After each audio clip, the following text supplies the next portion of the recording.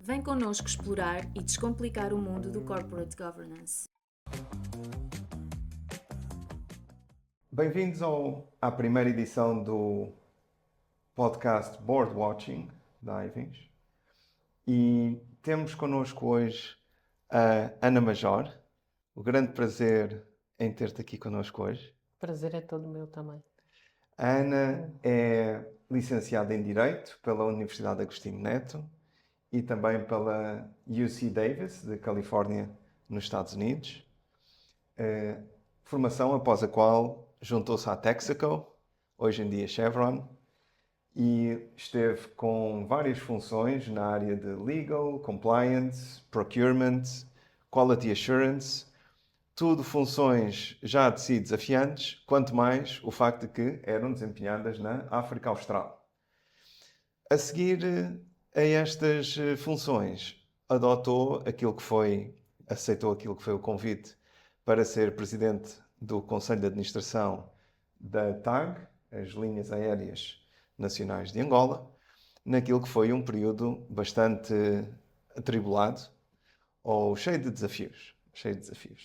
É hoje em dia consultora e dá apoio e formação nas áreas de Compliance e Governance a vários clientes e empresas em Angola e também na região do continente africano. E é com imenso prazer que nós te recebemos aqui hoje, Ana. Muito obrigado por teres aceito o nosso convite.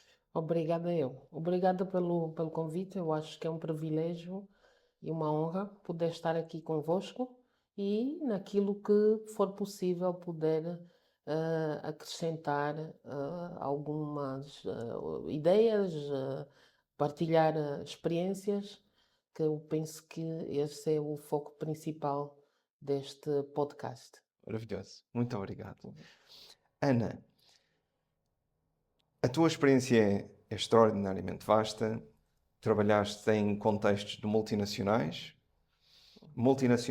sobretudo a operar no continente africano, que, como sabemos, tem várias geografias que põem desafios estruturais à condução dos negócios e à condução das organizações, que trazem formas diferentes de ter que abordar as situações daquelas que se possam viver nas sedes das empresas americanas e inglesas e mesmo das europeias. E depois tiveste um papel muito central de levar a presidência do Conselho de Administração daquilo que é uma das maiores empresas de Angola, tanto em termos de empregados, como de ativos, como de importância estratégica, enfim, transporte e ligações fundamentais de Angola ao estrangeiro.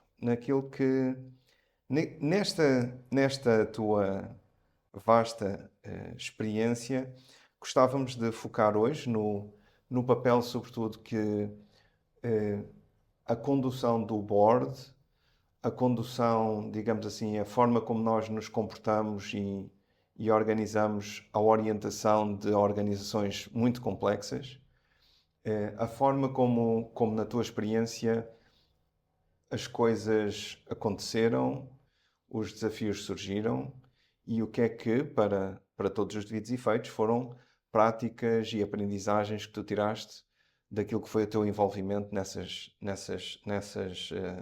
instituições. Como é que tu vês, ou há alguma diferença, como é que tu vês a diferença entre ter trabalhado numa Texaco, numa Chevron, a nível africano, e ter trabalhado e colaborado na TAG, uma empresa nacional detida pelo Estado, enfim, em Angola. Como é que tu comparas, ou como é que tu vês essas experiências tão Eu diferentes? até vou tirar os óculos para poder sentir-me um pouco mais à vontade. Eu penso que é interessante a comparação. E a comparação, para mim, revela dois aspectos que são fundamentais. É o estar e ter experiência e contribuir numa organização que é estruturada, portanto, quando tu pensas do ponto de vista da governance, as políticas estão feitas, as estruturas estão montadas, as responsabilidades estão definidas de forma clara, tanto do ponto de vista formal como nas relações que se vão estabelecendo. A cultura da empresa portanto, há uma cultura que, do ponto de vista histórico, já se estabeleceu, o fazer, o bem fazer, portanto, o que eu quero dizer é um ambiente estruturado. Do outro lado, a minha experiência na TAG, e sobretudo numa TAG ainda em período de Covid, é uma experiência num ambiente não estruturado. E parecendo que não, quando tu estás num ambiente estruturado, mesmo que tu tenhas que ir atrás de soluções, que tenhas que contribuir com a renovação dos sistemas, dos processos, tu tens as ferramentas para o fazer. Mesmo para inovar, tu tens as ferramentas todas à tua disposição para tu poderes fazer. Quando tu pensas na gestão das pessoas, das tuas equipas, as ferramentas estão lá. Tu não tens que inventar, tu tens é que te reinventar dentro de um ambiente que de facto te fornece os elementos para crescer, para desenvolver as pessoas que trabalham contigo e, portanto, as contribuições que tu fazes podem se refletir na qualidade dos processos, na adaptação dos processos.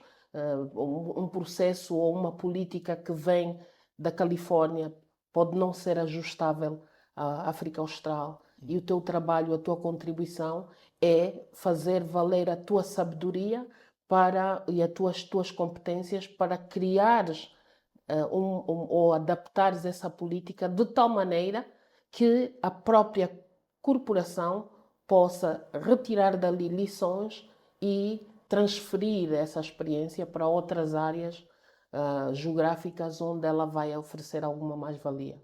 Isso é diferente. Quando tu sais desse ambiente, foste preparada, sim, mas não tens os desafios do começar tudo, do gerir uma crise que está estabelecida onde tu, como eu costumo dizer, os cofres não esperam.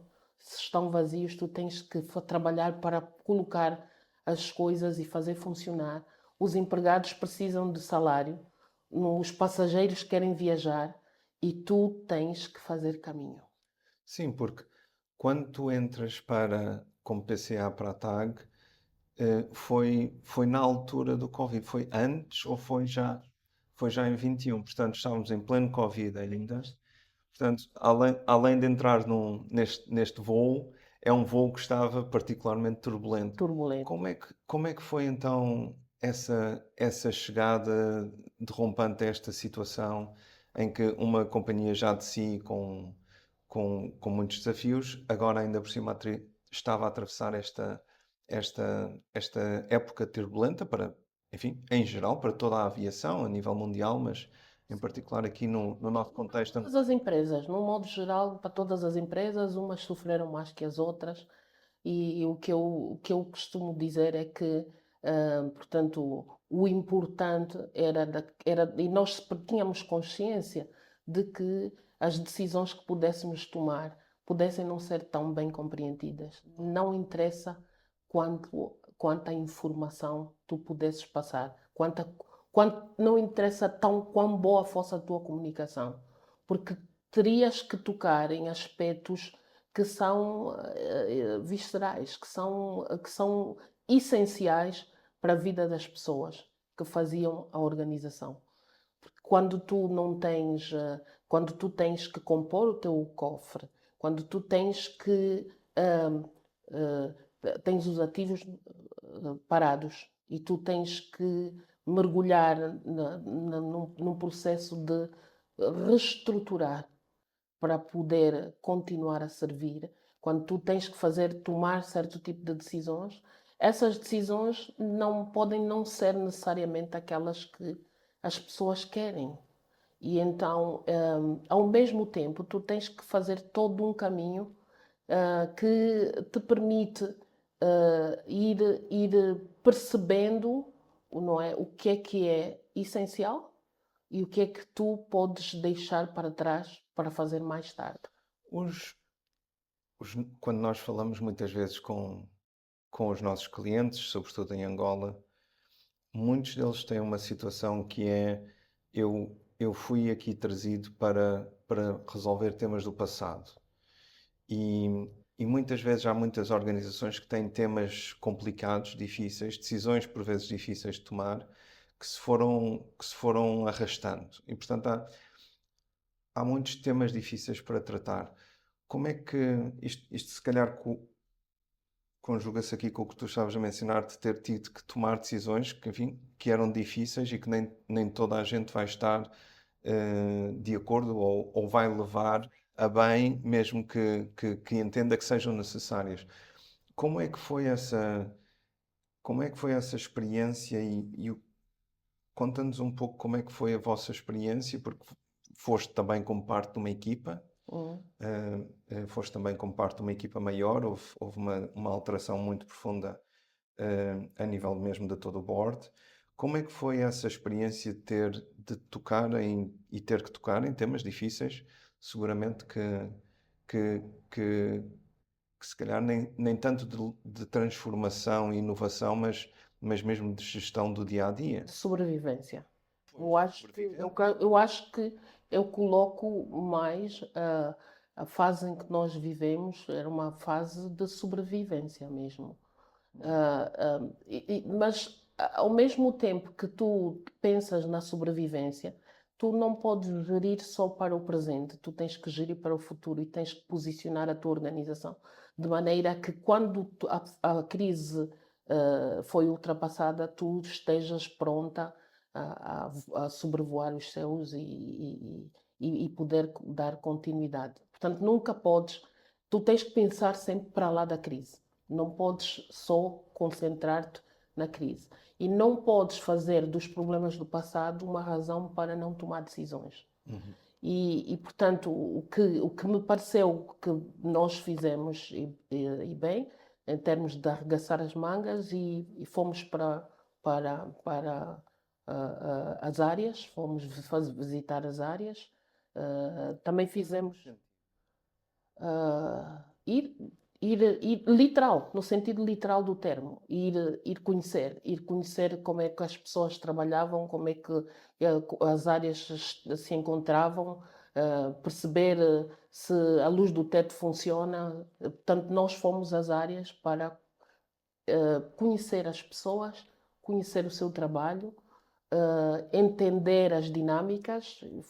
Não só fomos às áreas, mas também criamos reuniões setoriais para permitir ouvir, porque no princípio nós achávamos que se fizéssemos uma reunião de todos os trabalhadores, nem todos teriam a oportunidade de poder falar e poder expressar.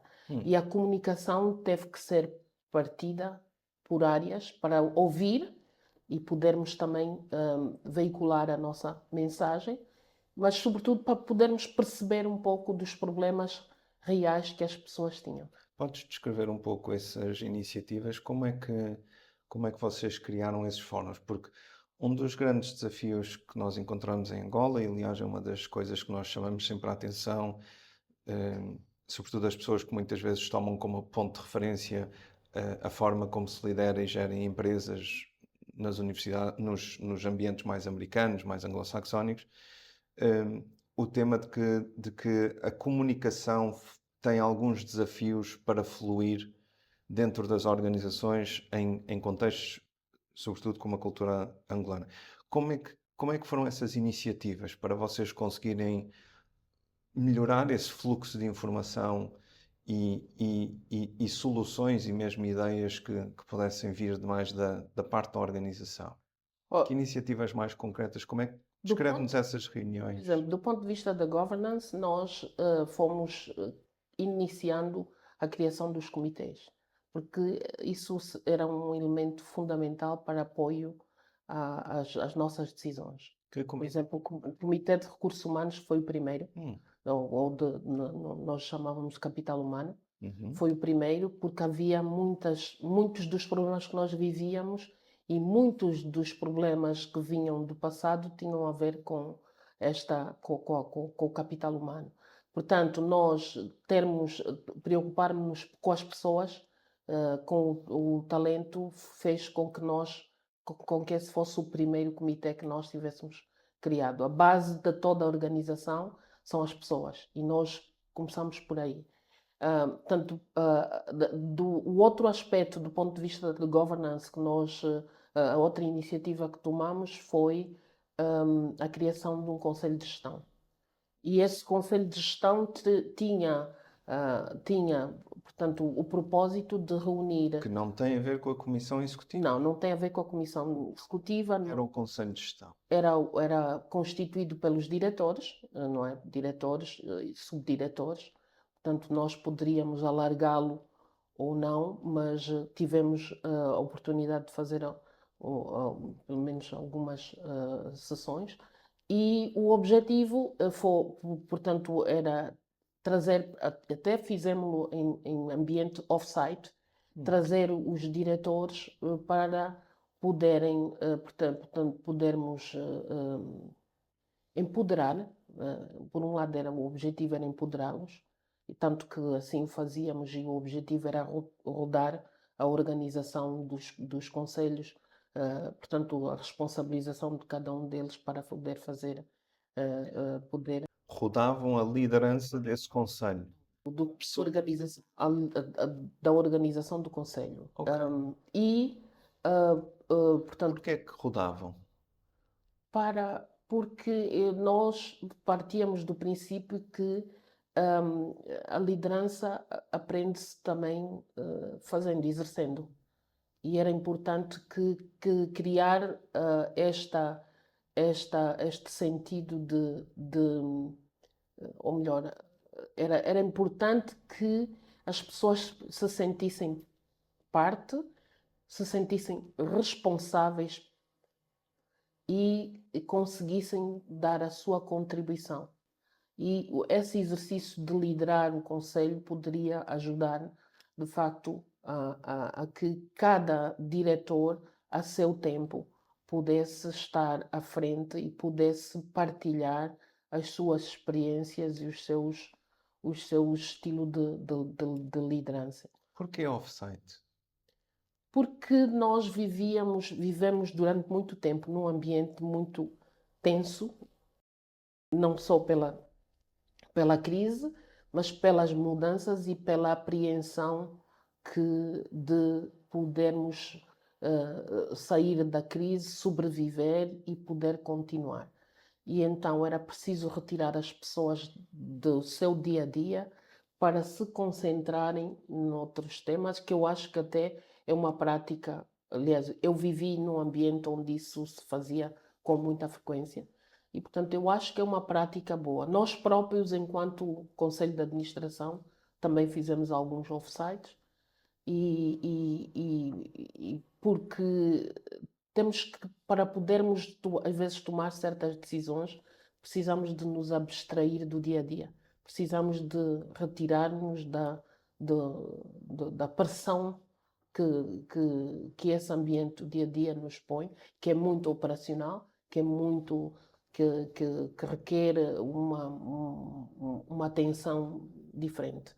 E então, essa era a razão por que nós fizemos fora. Depois, como eu disse, houve algumas iniciativas que nós tomamos dentro das áreas, para além de visitarmos as áreas, também fizemos as reuniões parcelares com Tenho curiosidade, num contexto como Angola, onde as pessoas têm um grande respeito pelas pessoas que são os líderes das suas organizações, sobretudo se são os chefes, como é que foi a reação quando as pessoas começaram a ver a PCA, o PCE, administradores executivos, não sei quem é que ia visitar realmente as áreas, mas a aparecer e a demonstrar interesse e a interagir com eles de uma forma quase inesperada. direta. Não sei se era uma mudança em relação ao anterior, Mas como é que foram as reações? Pois, eu acho que foi positivo, primeiro porque nos permitiu de facto perceber, perceber as situações. Mas foi positivo também porque nas interações que nós tivemos, nós conseguíamos ter uma relação direta com as pessoas. E isso era importante. Eu penso que a valorização, e o respeito pelo outro, pelo ser humano, é o ponto de partida para se estabelecer, de facto, a comunicação. E uma comunicação que respeite. Eu aprendi muitas coisas. Eu aprendi, sobretudo, que as pessoas, mesmo quando possam não estar a fazer bem as coisas, elas podem estar a envidar um esforço real e com objetivos sérios e com intenções boas para alcançar resultados. E a frustração é grande quando o resultado não está lá. E então é preciso nós percebermos e termos empatia e respeitarmos, porque de facto há um esforço ali real, é sério. E eu vi isso acontecer. E vi isso acontecer nas áreas. E as pessoas diziam-vos coisas complicadas de falar? As pessoas retratavam uma realidade que nós sabíamos que existia, tanto do ponto de vista pessoal, como do ponto de vista das equipas. Nós percebíamos era preciso um investimento sério, tanto nas condições de trabalho como nas próprias equipas. E dou-me por feliz por saber que, ao mudar-se para um ambiente como o do novo aeroporto hoje, as pessoas terão, de facto, apesar da distância, terão melhores condições para poderem fazer o seu trabalho. Hum, a relação direta foi surpreendente. Para mim foi mais ainda, porque para além das reuniões setoriais, eu fiz reuniões só com mulheres. Eu reuni algumas vezes as mulheres da organização, claro que não conseguimos ter todas, Porquê? mas porque eu acho que há uma energia, há uma energia nas mulheres quando se predispõem a fazer acontecer coisas que é um pouco diferente do todo da organização. E eu vi isso. Eu tive a oportunidade nesses encontros, como eu dizia, Descreve-nos um pouco. nós somos formigas. Formigas. Nós agimos como as formigas. Então, A formiga é conhecida por ser muito trabalhadora, ser tinhosa, ser decidida, e nós, mulheres, quando nos encontrávamos naquelas salas, nesses eventos, nós víamos que a energia. Num dos encontros, eu fui surpreendida com uma coisa que aconteceu, que foi, de repente, houve testemunhos, e testemunhos não em relação necessariamente à minha gestão, mas testemunhos de pessoas que decidiram reconhecer o papel que outras mulheres tiveram no seu desempenho e levantaram-se e disseram claramente: eu queria agradecer a pessoa tal porque ela foi responsável por eu ter conseguido fazer isto, e descreviam. E depois isto rodou por quase toda a sala e foi espontâneo. E, portanto, isso ensinou-me que, de facto, é preciso dar voz às pessoas para nós, às vezes, percebermos que as organizações, mesmo quando estão numa crise como aquela que eu vi da TAG, as pessoas não estão necessariamente só de braço cruzado, mas estão a trabalhar. E é preciso orientá-las para a direção certa. falando se calhar, pegando nesse ponto, um dos grandes temas na cultura, eu vou sempre dizer angolana, porque há muitas culturas africanas, mas sobretudo aqui na angolana, a importância da direção do líder, a importância de haver uma direção, quer venha do líder, quer não venha do líder, é maior do que noutras culturas. Hum, Como é que foi como é que tu vês o papel, digamos assim, das pessoas que estão à frente da organização, portanto, deste conselho de administração, de, de dar essa direção, de dar essa orientação? Como é que tu abordas, digamos assim, esta liderança de uma organização tão complexa? Há alguma forma que tu tenhas de organizar na tua mente onde é que nós estamos e onde é que nos falta? Eu costumo dizer que nós hoje precisamos de bons chefes. Nós não precisamos só de líderes. Precisamos Ok, de bons chefes. O ok. que eu quero dizer com isso é que nós precisamos de bons gestores. Mas a gestão e a liderança, na minha ótica, cruzam onde, portanto, há três fatores comuns. Na minha ótica, há três fatores comuns Ok. que são tão importantes para a liderança como para a gestão. Hum, Sendo que a autoridade, para mim, é o primeiro, e quando eu falo da autoridade, eu estou a falar não apenas da visão, mas estou a falar da capacidade, estou a falar do mérito, estou a falar das competências, estou a falar da sabedoria, e a sabedoria às vezes vem com a experiência, não vem necessariamente com os livros e com a academia, mas o conhecimento também. E estou a falar da autoridade consentida ou reconhecida. hum, Portanto, não é apenas a autoridade de quem chega e impõe, não é o facto de nós termos formalmente o papel de chefes ou o papel de líderes de uma organização, mas o facto disso nos ser reconhecido tanto pelas nossas competências como pela sabedoria, pela experiência.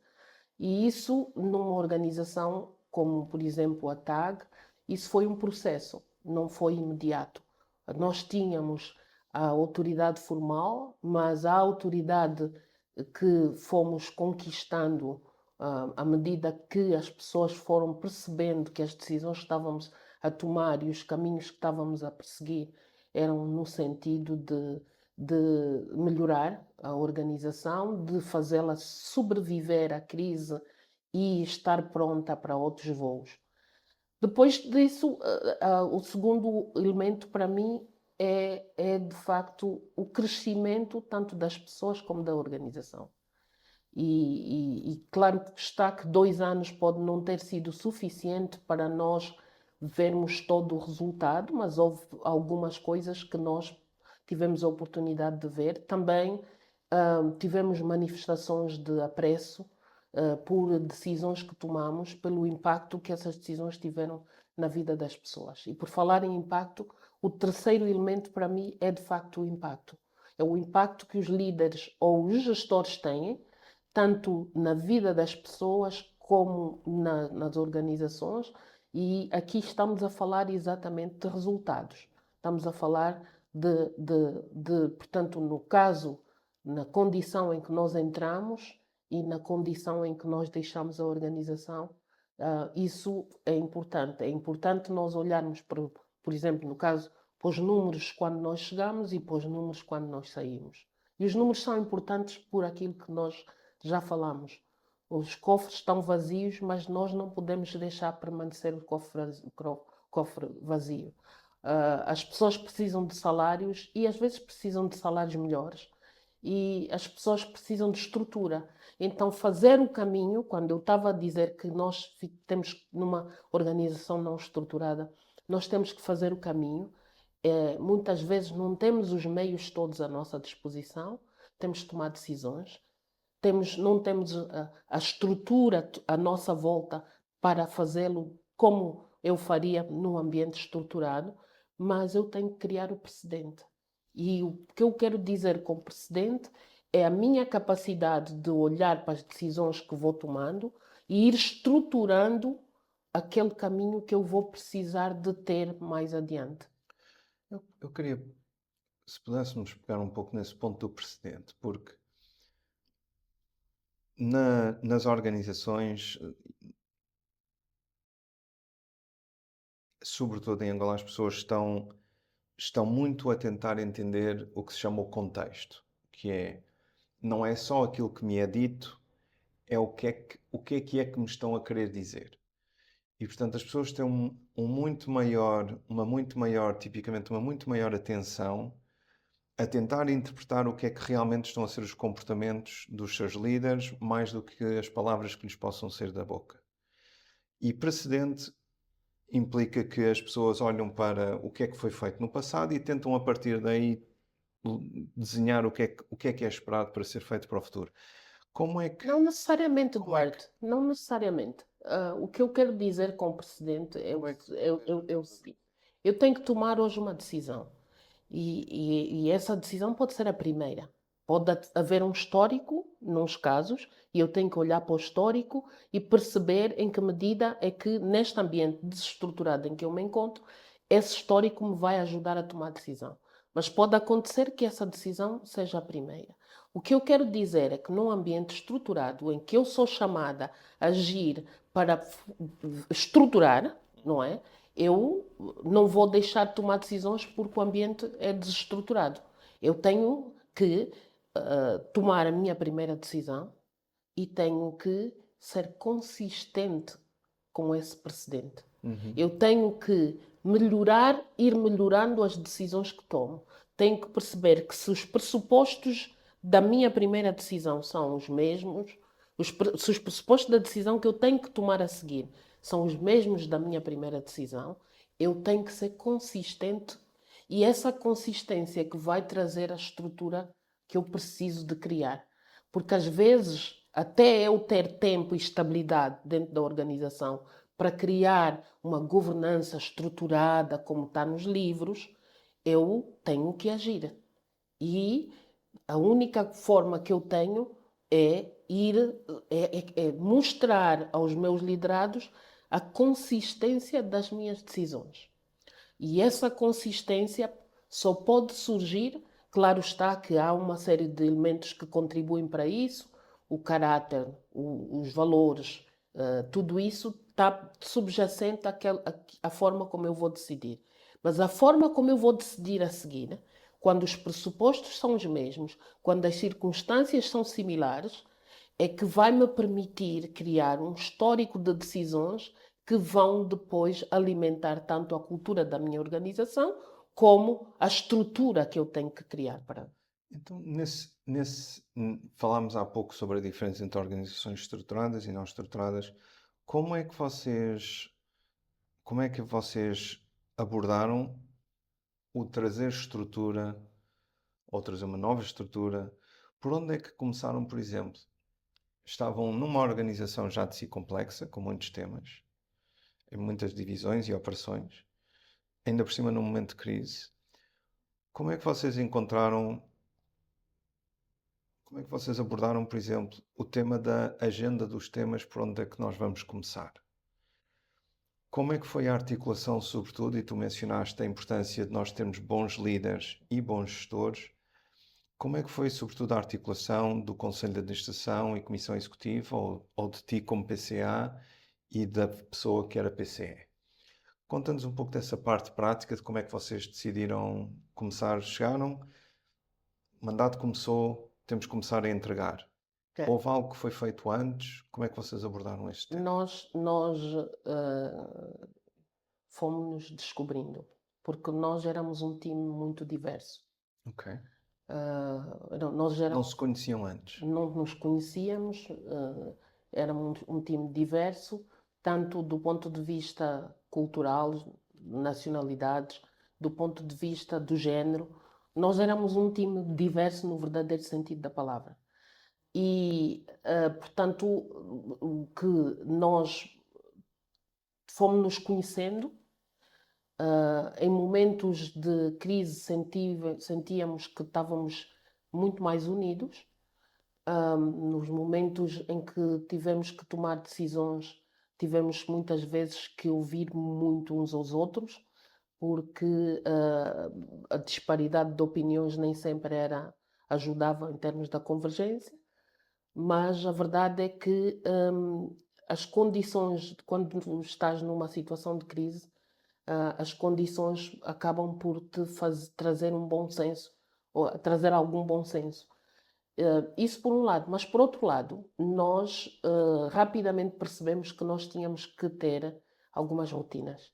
Rotinas. E tínhamos que, ao nível do Conselho, estabelecer uma agenda que nos permitisse olhar para aquilo que era a rotina da organização e que, portanto, eram os temas repetidos, e tínhamos um bloco de temas em que passávamos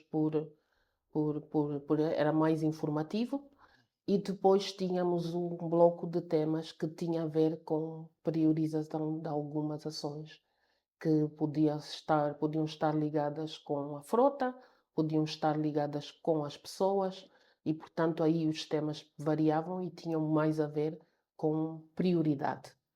E depois tínhamos no âmbito dessas algumas que tinham a ver com deliberações que tínhamos que tomar, que estas, portanto, também tínhamos 3 grupos na nossa agenda, que, portanto, passado o momento da informação, da troca de informação, tínhamos que discutir assuntos e deliberar.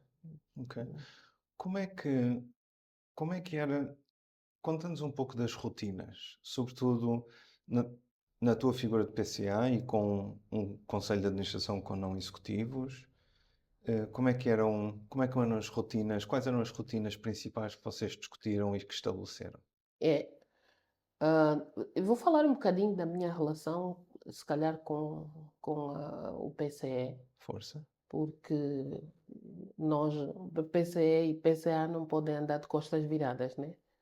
Mas, mas e eu acho que parte do ponto da ligação entre o Conselho e a Comissão Executiva está nesta relação que é uma relação vital para a sobrevivência de um Conselho de Administração.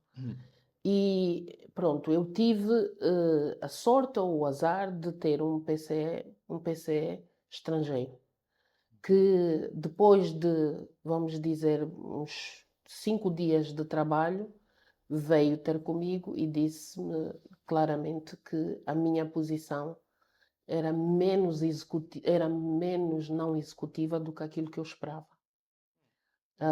E o que ele queria dizer com isso é que ele precisava de ajuda de pessoas que estavam dentro da organização, como eu, que tinham um conhecimento da cultura, tanto da cultura angolana e da cultura das organizações aqui em Angola, que tinham uma experiência e um saber que, portanto, ele considerava vital para a sobrevivência dele como PCE. E, portanto, ele buscava isso não só em mim, mas também em alguns executivos que nós tínhamos, ou não executivos, mas membros do Conselho, e aconselhava-se junto deles. Isso fez com que a minha relação, com que ele discutisse muito comigo assuntos que eram de caráter executivo. Não era eu que tomava as decisões, mas ele tinha-me como um board para Um sounding board. um sounding board Sobretudo entendo, para a consideração mais local mais local da adaptação. adaptação de algumas decisões. E isso também fez com que muitas vezes fez com que eu tivesse mais vezes dentro da estrutura, do espaço físico da empresa do que aquilo que eu gostaria. Por outro lado, nós, embora não tenhamos definido oficialmente ou formalmente a crise, ela estava instalada e nós decidimos internamente gerir o primeiro ano, vamos dizer, da nossa gestão. Fizemos uma gestão de crise, no verdadeiro sentido da Em que palavra. sentido? No sentido de que, portanto, o conselho de administração e os não executivos têm que se distanciar da execução para que a organização seja, portanto, possa ter de facto ser salutar, vamos dizer, para que o conselho possa executar as suas funções o dia a dia das operações e tudo isso, tem que haver um distanciamento dos não executivos. Mas, na verdade, quando nós temos crises e nas situações de crise, a gestão sobe, eleva-se para o conselho. E nós éramos poucos, era um conselho pequenino, éramos poucos e nós decidimos adotar uma gestão em que o conselho tinha alguma responsabilidade no seu todo, porque não tendo formalizado a crise, e só não o fizemos para não criar, vamos dizer, não alarmar, foi prudente do nosso lado, não o fizemos formalmente por isso, mas agimos como se estivéssemos e estávamos em crise e, por essa razão, elevamos algumas das tarefas para o Conselho. Portanto, numa situação de crise, uma pessoa pode ter que gerir o que é um balanço entre executivos e não executivos, ou entre o Conselho de Administração e a equipa de gestão, de uma forma diferente, mais compactuada do que se estivéssemos numa situação de estabilidade. Muito bem. Ana, aproximando-nos aqui, talvez, do fecho da nossa conversa, que já tem tocado em vários pontos da tua experiência. Quando olhas para trás e quando hoje em dia entras a ajudar e a apoiar conselhos de administração e equipas de gestão de organizações também de si complexas, quais é que são as aprendizagens que tu tiraste e que tu tentas e que tu vês que sejam aplicáveis ou mais úteis para conselhos de administração com quem tu trabalhas hoje em dia? Eu acho que algumas delas já tivemos a oportunidade de falar aqui. Não agir, não decidir não é uma opção, mesmo que as situações sejam difíceis e, portanto, às vezes temos que agir sabendo que a consequência poderá não ser a melhor, a melhor para ou não ser fácil, vamos dizer, não ser fácil de gerir. Mas há um aspecto que eu acho que nós não falamos e que se calhar eu voltaria a minha atenção para isso, porque eu sinto que há algum pudor nas organizações aqui em Angola, que é a avaliação do conselho. Então. E por que que eu acho que isso é fundamental? Porque as pessoas saem das suas vidas, às vezes de diretores, e de repente vêm-se num conselho de administração. E nem sempre vêm com a formação adequada para gerir o conselho. E nós temos que ser suficientemente honestos connosco e com os nossos colegas para podermos receber deles a ajuda que precisamos para crescer e para que possamos dar aquilo que nós temos de melhor. E os processos de avaliação dos conselhos permitem de facto isso, permitem uma melhoria e eu acho que há um caminho grande a fazer no que diz respeito à avaliação. E um dos conselhos que eu dou aos conselhos, portanto, às organizações, é que comecem. Não precisam de fazer, fizemos algumas informais, fizemos informais. E é por isso que eu estou a dizer que é preciso começar. Não precisamos de fazer. Como é que se faz a avaliação do Conselho de Administração de umas empresas mais centrais da economia angolana? É claro está que há os questionários, Como é que se fez? como é que nós fizemos de forma informal. Força. Sentámos-nos num offsite e tentámos perceber do que nós fizemos, o que é que nós fizemos melhor e bem. E o que é que nós fizemos menos bem. E naquilo que fizemos bem, o que é que tinha valor continuar e naquilo que não fizemos tão bem, o que é que nós precisávamos de fazer melhor. E às vezes isto é tão simples quanto isso. Às vezes pode-se começar, em termos de avaliação, pode-se começar por aí.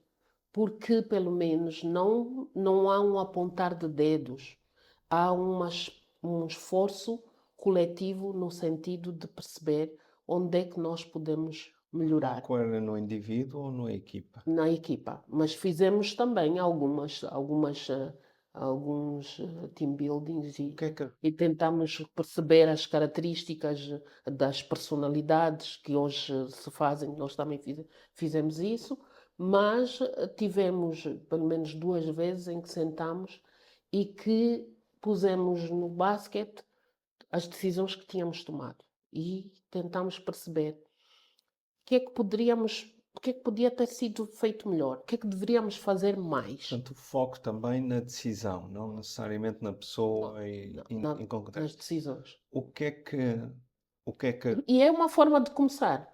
É uma forma de começar, porque as pessoas, quando ouvem falar da avaliação do conselho, faz disto um bicho de 7 cabeças. Há técnicas que permitem, de facto, começar ali onde é mais fácil, para ganhar confiança uns dos outros, para podermos depois perceber. Se há uma decisão que foi tomada e que não foi a melhor, e se nós estamos a avaliar decisões e estamos todos a assumir como nossa, ainda que tenha sido tomada por uma pessoa, essa pessoa sabe perfeitamente que essa decisão é dela. Foi ela que tomou e sabe, e o importante é perceber porque é que essa decisão não foi a melhor, mais do que perceber o que é que fez com que essa decisão não tivesse sido a melhor decisão. E o que é que poderá ser feito no futuro para tornar essa decisão melhor.